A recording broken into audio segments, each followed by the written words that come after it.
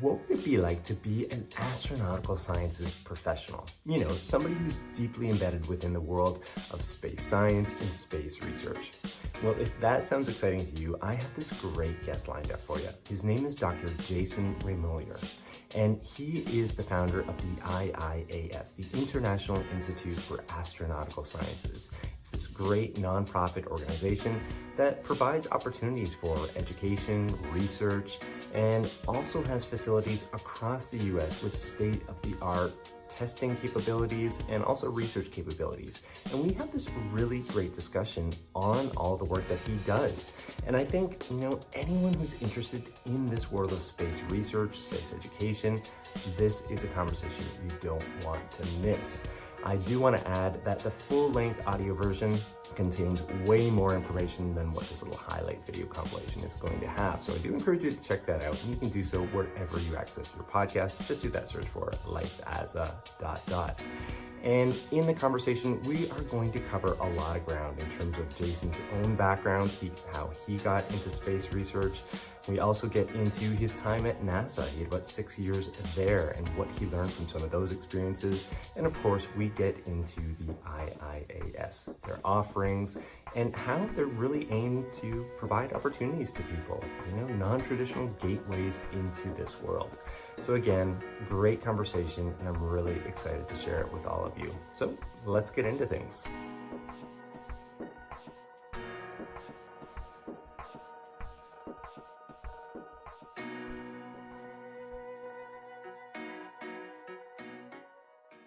All right, well, first up, I thought it would be worthwhile to check out this term of astronautics once again. I lightly introduced it to you, but I think it'd be more worthwhile for you to hear it from Dr. Reimuller himself. What is it and what does it mean in the grand scheme of things? So here's a clip of him explaining all of that.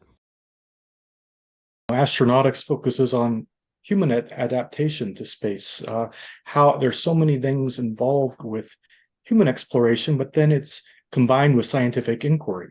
What are we learning?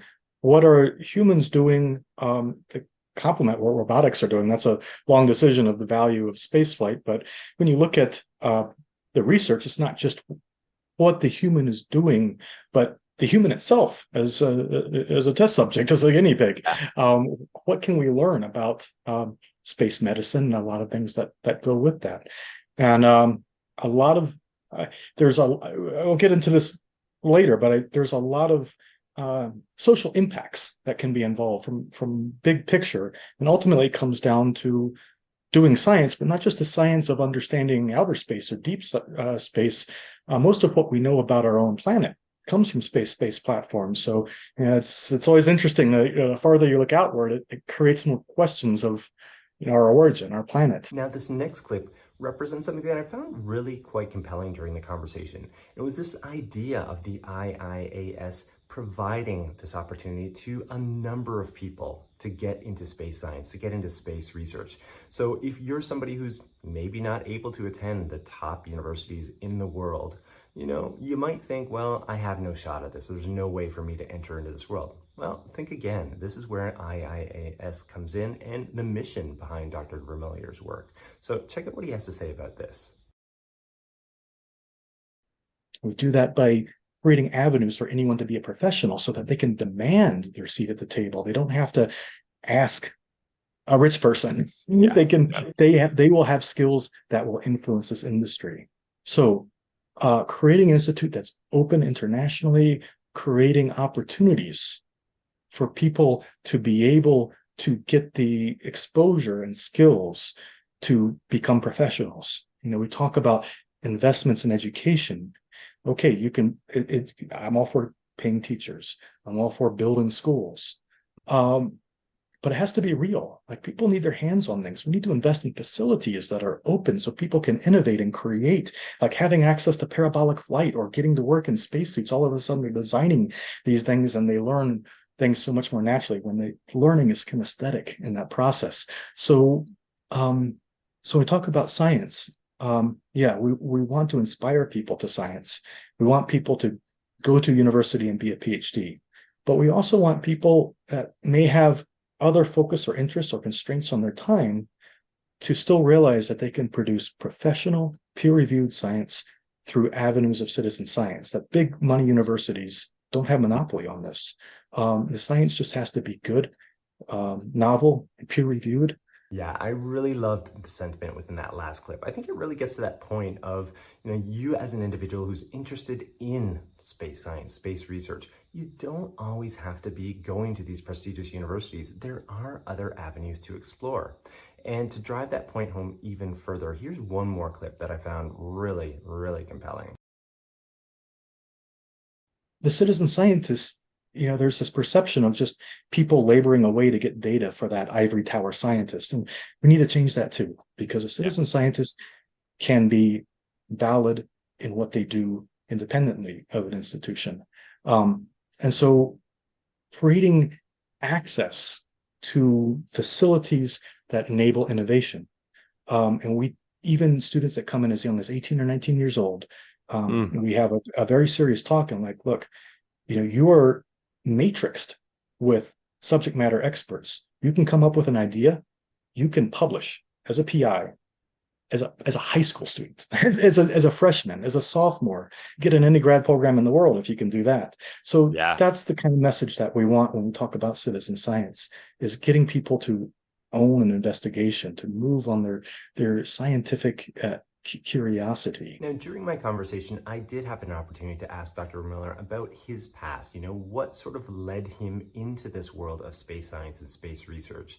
And I think his answer is helpful in the sense that, you as an individual, maybe you're considering, a pathway such as his, you can kind of recognize yourself through some of his answers, perhaps, some of his interests, maybe they align with yours or something similar. So check this out as well. I grew up in, and I look back and you think of the sources of privileges and the sources of challenges. But I think my biggest privilege is growing up, in a house full of books and, my grandfather and people that had the time to expose me to things. So I think that, kind of seeds a curiosity, and then combine that in that time with the Apollo program was very inspiring to me. And I learned from a young age, the value of education, the value of science and things. It seeded a curiosity. There were so many things about that I've always felt like the only kid in the nonfiction section in the library.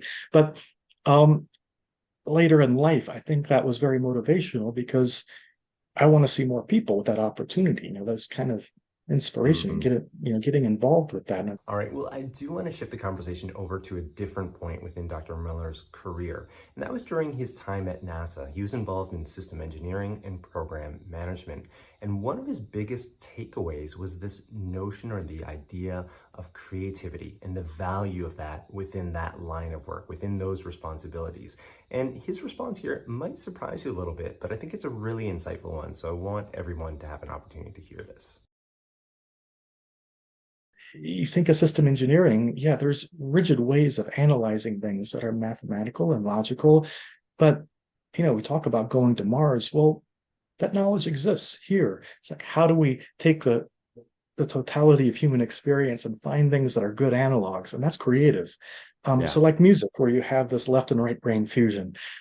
System engineering was very much the same. Like, how do we ask the right questions? Is there value in this as an analog? I remember we were trying to figure out, like, the impacts of someone being injured on landing. Well, of course, if they're injured, okay, that's one thing. But if now they're injured and they have a post-landing problem where they have to get out of the vehicle, well, maybe now their broken arm can't allow them to get out. So what's the probability of injuring someone? Well, I mean, we can't run a test like that. So, but we got together and thought, and the most useful data was came from NASCAR.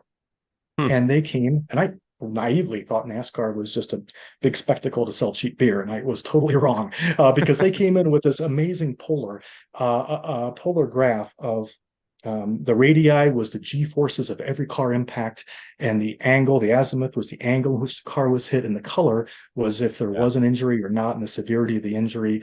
All the data was here. Like, we could tie that together and design seats and look at environmental models if you hit a side of a hill or on a wave or something like that. And so, that's an example of something like this. Knowledge exists. And how do we find this. Now, this last clip involves Dr. Reimuller's past in terms of starting the IIAS. And what they're doing right now, I mean, there's so many different things that they're involved in, from microgravity science to flight test engineering to a bunch of other really fascinating lines of work and research.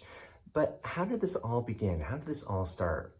Well, Dr. Reimuller shares this story of how he was doing his doctoral dissertation on the mesosphere, section of the atmosphere. And it all sort of ballooned out over the course of years.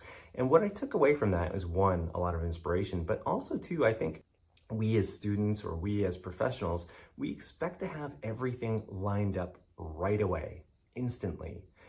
Have that professional resume filled with all these wonderful experiences. And the truth of it is it takes time. And I think his story illustrates that point. And it also illustrates the point of just keeping your mind open, keeping your eyes open to different opportunities. And when you're really passionate about something, things can develop, things will evolve. So yeah, check out this clip because I think it speaks to all of the points that I just raised right there. And the company we were working with got a Space Act agreement with NASA.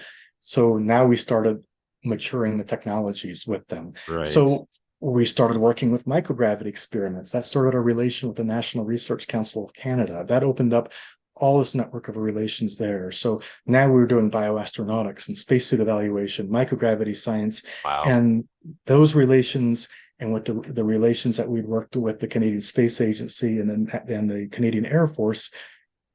I had a degree in flight test engineering, and all of a sudden we had a whole bunch of people involved in that. And so we brought that into the program as well. So the research programs that we do, we're in process of accreditation now for the Masters in Astronautical Sciences, but these foundations, of aeronomy and operational science and bioastronautics and flight tests are professional certificates as well. So all of this really grew very quickly by just everything that particular experiment touched on, and the people that came in. Many of the people ended up becoming instructors or directors, and so we're a very grassroots movement from that.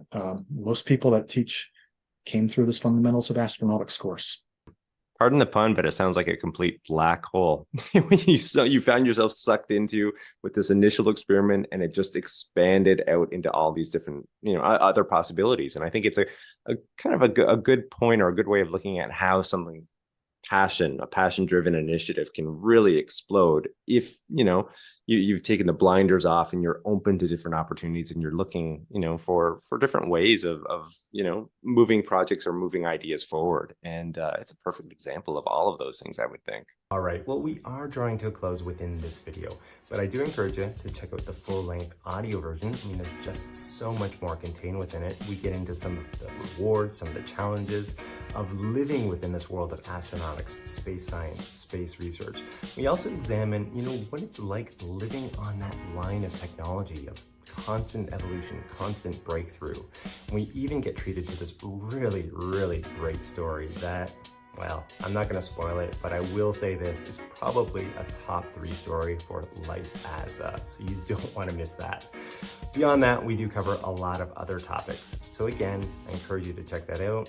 Do so wherever you access your podcasts. Just search for Life as a ... Really quickly here, while I do have your attention, I would encourage that like or subscribe. It's the best way to let this YouTube algorithm know that the content matters, that it should be put in front of more people. All right, well, let's close things out here. I will have another video for you coming next week, so don't miss it. All right, we'll see you then.